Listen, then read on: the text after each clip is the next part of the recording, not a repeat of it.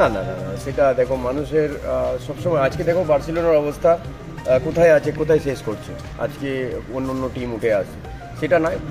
বড় টিমই সবসময় থাকবে। তিন প্রধানের মধ্যে তুমি যদি বলো মডার্নের দীর্ঘ বছর সময়টা খুব একটা ভালো যায়নি, ভালো টিম করতে পারেনি। এবার আশা করি তারা আই লিগ চ্যাম্পিয়ন হয়ে আইএসএলে জয়েন করবে, তারাও ভালো টিম করবে।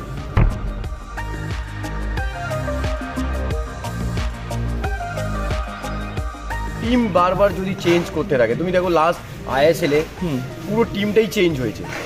এই বছর টিম হলো, পরের বছর চেঞ্জ, আবার টিমও চেঞ্জ হলো। আর ফুটবলে কেন, যে কোনো স্পোর্টসে তুমি যদি টিম চেঞ্জ করতে থাকো, প্লেয়ার চেঞ্জ করতে থাকো, তুমি রেজাল্ট পাবে না, কেন কম্বিনেশনের অভাব হয়ে যায়। আর মোহনবাগানের টিম তুমি লাস্ট 6 ইয়ার তুমি দেখো অলমোস্ট কিন্তু সেম।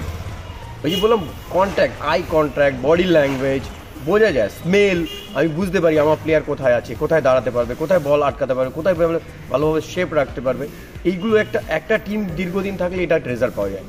তাই জন্য আমি তোমায় বার্সেলোনার উদাহরণ দিলাম। আজ মেসি চলে গেল, সুয়ারেস চলে গেল, জ্যাবি চলে গেল, ইনাস্তা চলে গেল, বার্সেলোনা পুরো ফিনিশ। সো সেম হচ্ছে ইস্ট বেঙ্গলের ট্রেম। আমরা লাস্ট 2017 বা 16 আমি যখন খেলেছি, তখন আমাদের পুরো, আমি চলে গেলাম, খাবড়া চলে গেল, তোমার ইশফাক চলে গেল, বাসুম চলে গেল, নবা চলে গেল, শ্রমিক চলে গেল, তারপরে টিম কিন্তু একটা বাঁধনে আসছে না। সেই টিমটাকে একটা বাঁধনে আসে। এই টিমটা এই বছর খেলেছে, এই টিমটাকে যদি রেখে দেয়, নেক্সট ইয়ার যদি আরও কিছু একটা দুটো অ্যাডিশন করে, তাহলে আমার মনে হয় টিম দাঁড়িয়ে যাবে।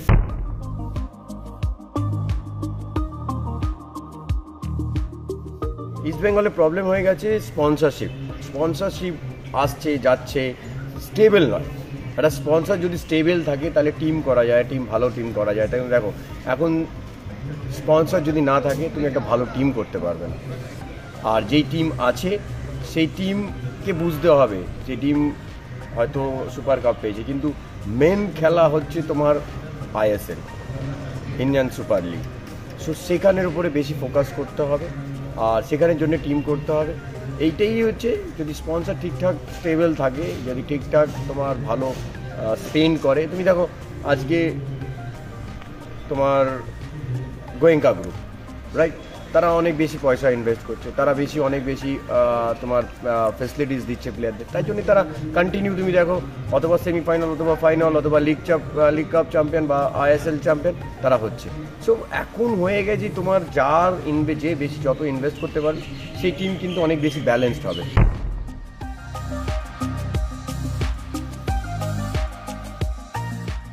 লিডারশিপ নেই টিমটার মধ্যে, যে কোনো একজন লিডারশিপ নিতে হবে। লিডারশিপ ইন দ্য সেন্স, খেলুক না খেলুক, সে টিমটাকে উজ্জীবিত করবে মাঠে থেকে, মাঠের বাইরে না। মাঠের বাইরে অনেকে অনেক কথা বলতে পারে, কিন্তু মাঠে দাঁড়িয়ে ইয়েস আমি আছি, তোমরা খেলো, what ever maybe, never give up, এই যে বলতে যদি থাকো না তুমি একটা মাঠে পেছন থেকে, তাহলে তোমার প্লেয়ার কোনোদিন মরার আগে মরবে না। সেই আমরা লিডারশিপ প্লেয়ার এখন অবধি তো দেখতে পাইনি এবছর।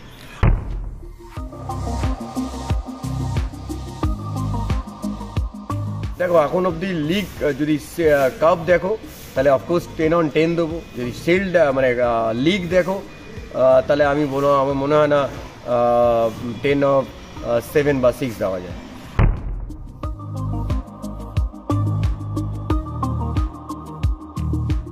অফকোর্স তোমার উগাউপাড়া, অফকোর্স আমি, অফকোর্স তোমার বাসুম, শ্রমিক, টোলগে, পেন, কত নাম বলবো, মানে আমি যখন আমাদের গোল্ডেন পিয়ার গেছে।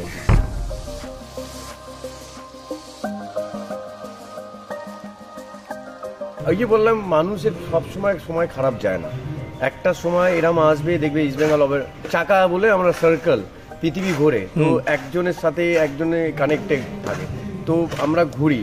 আর সেই ঘোরাটা এখন সেই জায়গাটা আসছে না ইস্ট বেঙ্গলে। আশা করি খুব শীঘ্রই আসবে।